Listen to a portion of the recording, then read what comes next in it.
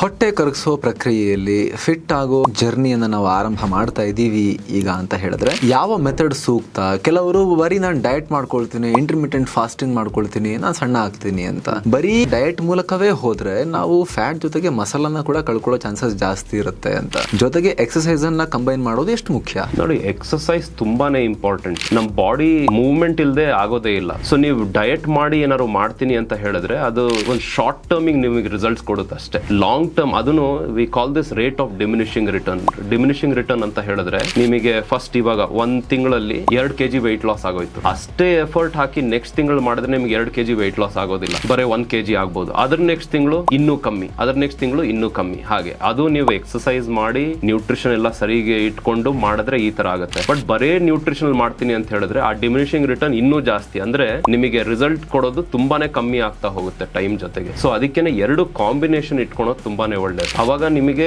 Optimal results ಬರುತ್ತೆ. ಆಮೇಲೆ ನಿಮಗೆ ಡಯಟ್ ಅಲ್ಲಿ ಸ್ಯಾಚುರೇಷನ್ ಪಾಯಿಂಟ್ ರೀಚ್ ಆದ್ರೂ, ಅಂದ್ರೆ ನಿಮ್ಗೆ ಏನು ರಿಸಲ್ಟ್ ಕೊಡ್ತಿಲ್ಲ ಅಂದ್ರೂ ಈ ಎಕ್ಸಸೈಸ್ ಗಳಲ್ಲಿ ವೇರಿಯೇಷನ್ ಮಾಡ್ಬಿಟ್ಟು ನೀವು ರಿಸಲ್ಟ್ ಕಾಣಬಹುದು. ಫುಲ್ ವಿಡಿಯೋಗಾಗಿ ರಿಲೇಟೆಡ್ ಲಿಂಕ್ ಕ್ಲಿಕ್ ಮಾಡಿ.